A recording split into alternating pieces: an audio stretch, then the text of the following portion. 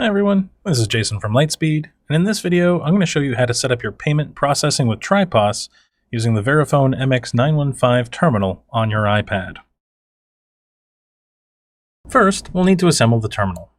In the box you should have received the Verifone MX 915 terminal, the communications module, a 12-volt power adapter, and an Ethernet cable.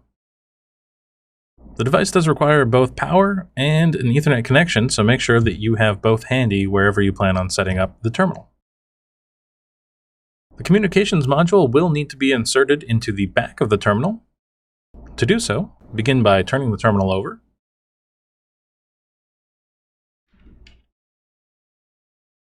And line up the communications module so that these tabs face upwards. Slide the module into place all the way until the two tabs click into place. Connect the power adapter and the Ethernet cable to the back of the terminal.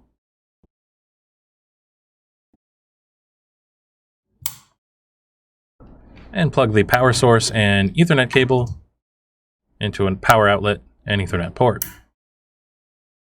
Once powered on, the terminal will begin its boot up process, and assuming it's not already connected to another account, you will end with this activation code screen. We'll need this activation code in order to pair your Lightspeed account with this terminal so that the two can communicate with one another. Now that the terminal has been booted up and we can see the activation code, we're ready to add the payment gateway in the account. To do so, open the main menu and switch to the retail side of the app. Tap Settings, followed by Payment Processing. And finally, add a payment gateway. First, we'll have to select the appropriate gateway from the drop-down menu, in this case, Vantiv triPOS. And then we'll have a configuration screen in order to set up this gateway. The first thing you'll need to do is name the configuration. You can name this whatever you like, but for simplicity's sake, I'm simply going to call it triPOS. And then you'll have to fill in the gateway credentials. These credentials would have been emailed to you, and it's very important that you copy and paste them exactly as they were sent to you. If anything is even slightly off, you will not be able to accept any payments.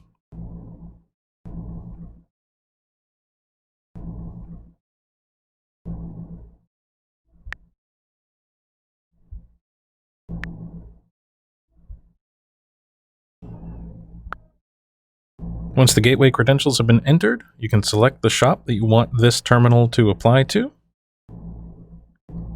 And then you'll want to establish with your security options whether or not you want to allow credits.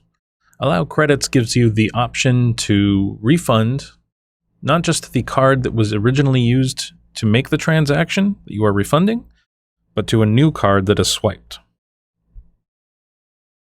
You'll also want to decide whether or not you're going to allow partial approvals. This means that if a card is used that doesn't have enough space left on the card to fulfill the final transaction, it will actually approve whatever balance remains on the card, allowing you to partially pay for the transaction and then complete the transaction using another form of payment. And finally, you can complete the credit card payment mapping. These all default to credit card, but you do have the option to create custom payment types called Visa, MasterCard, Discover, American Express, and so on. And you can map to those payment types if you want more specific granular reporting. I'm going to leave those set up as the credit card default, and we're going to save this gateway as it is. Once the gateway has been saved, we are now ready to add the terminal itself and pair it with the iPad. To do that, we'll go back to the main menu and hit the credit card icon at the bottom of the menu.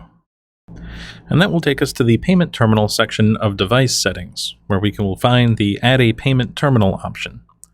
If you don't see this option and instead see a message about setting up a valid payment gateway first, simply log out of the app and log back in, and you should see the Add a Payment Terminal option. Once you tap that option, you'll be asked to name the terminal. Again, this terminal can be called whatever you want, and I'm simply going to call it Terminal. Tap Next, and it will ask you for the activation code that should still be visible on the screen of the terminal itself. Terminal ID is entirely optional. Once you tap Next, you will see that the payment terminal is pairing. The screen on the terminal itself should advance past the activation code screen to a triPOS logo screen, and you should see the payment terminal has been paired successfully green checkmark on the iPad. Tap Done, and we are now ready to begin a test transaction to make sure that everything is working properly. Let's open the main menu. We'll leave the Retail Manager side of the app and start a new sale. Tap the magnifying glass to add an item to the sale.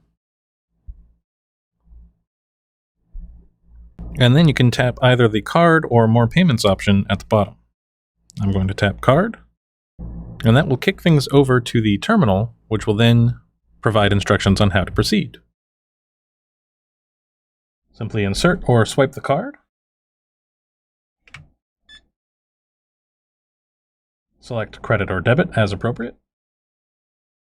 Confirm the dollar amount. And sign the electronic pad.